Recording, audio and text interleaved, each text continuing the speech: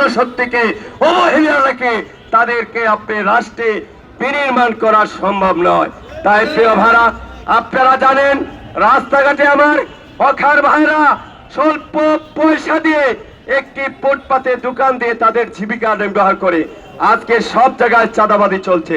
আমরা বলতে চাই অখারদের স্থায়ী পুনর্বাসন না করে তাদেরকে যত্রতত্র ভাবে হটকারী সিদ্ধান্ত নিয়ে তাদেরকে রাস্তা থেকে ছেড়ে দিয়ে আপনারা কি বাংলাদেশে ছিনতাইকারীর আবির্ভাব ঘটাতে চান? আপনারা কি বাংলাদেশে চুরিকে আনুষ্ঠানিক রূপ দিতে চান?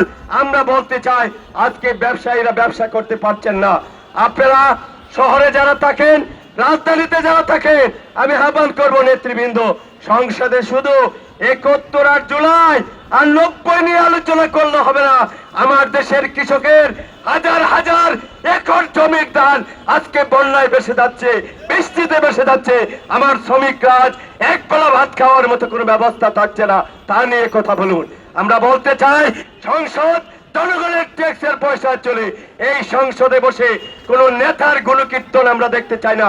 আমরা জনগণের কথা শুনতে চাই, জনগণের বক্তব্য শুনতে চাই। আজকে আপনি বাংলাদেশের সর্বত্র গ্রামে গঞ্জে এক সপ্তাহ পর্যন্ত আজকে বিদ্যুৎ বিচ্ছিন্ন হয়ে পড়েছে। আজকে এসএসসি পরীক্ষা চলছে সারা বাংলাদেশে, কোমলমতির ছেলেমেয়েরা আজকে পড়ালেখা করতে পারছে না। এই ব্যাপার নিয়ে আপনারা ব্যবস্থা গ্রহণ করুন। নতুবা মনে রাখবেন, যদি আমার শ্রমিক জনতা মাঠে নেমে আসে, তারা কিন্তু তাদের দাবি আদায় করে চলবে। আসুন প্রিয় ভাইরা, শ্রমিক মজলিস তার জন্ম লগ্ন থেকে অন্যায়ের বিরুদ্ধে, অবিচারের বিরুদ্ধে, জুলুমের বিরুদ্ধে, অত্যাচারের বিরুদ্ধে সাম্য, মানবিক মর্যাদা, ন্যায় বিচারের পক্ষে কাজ করছে। আমাদের দাবি সেই অধিকার নিশ্চিত করার জন্য আসুন আগামী দিনে ঐক্যবদ্ধ হতে হবে। প্রিয় ভাইরা, পয়লা মের যে শিক্ষা, সেই শিক্ষা হচ্ছে সকল জনতা ঐক্যবদ্ধ হওয়ার শিক্ষা। পয়লা মের শিক্ষা হচ্ছে, শ্রমিক দিবসের শিক্ষা হচ্ছে অন্যায়ের বিরুদ্ধে বলিষ্ঠ ভূমিকা রাখার শিক্ষা। আসুন আগামী দিনে রাজপথে সংগ্রামে ঐক্যবদ্ধ হয়ে এদেশের কেটে খাওয়া মোট জনসংখ্যার অর্ধেকের বেশি জনশক্তি সেই শ্রমিক শ্রেণীকে যদি আমরা।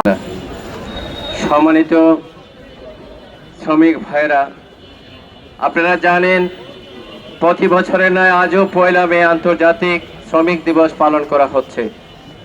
আমরা অনেকেই জানি 1886 সালের আন্দোলনের কথা। এই শ্রমিক আন্দোলন শুধু 1886 সালে যাত্রা শুরু হয়নি। 1886 সালের পয়লা মে কিন্তু কোনো শ্রমিক মারা যায়নি। 1886 সালের আগে এবং পরে এই আন্দোলনকে বেগবান করতে গিয়ে আপনারা জানেন 8 ঘন্টা কর্মঘণ্টার জন্য সেই সারা বিশ্বে আন্তর্জাতিক শ্রমিক দিবস পালন করা হয়। কিন্তু প্রিয় ভাইরা, এই বাংলাদেশেও বিগত 54 বছরে আমরা লক্ষ্য করেছি পয়লা মে আসলেই আমাদের জাতীয় নেতৃবৃন্দর যে অগাধ ভালোবাসা দেখান শ্রমিকদের জন্য, পয়লা মে যখন পেরিয়ে যায় আর শ্রমিকদের কথা কারো মনে থাকে না। প্রিয় ভাইরা, আমরা দায়িত্বহীন ভাষায় বলতে চাই, বিগত 17 বছরের আন্দোলন সংগ্রামের মধ্য দিয়ে যে অন্তর্বর্তীকালীন সরকার প্রতিষ্ঠা লাভ করেছিল, সেখানে একটি শ্রম কমিশন গঠন করা হয়েছিল।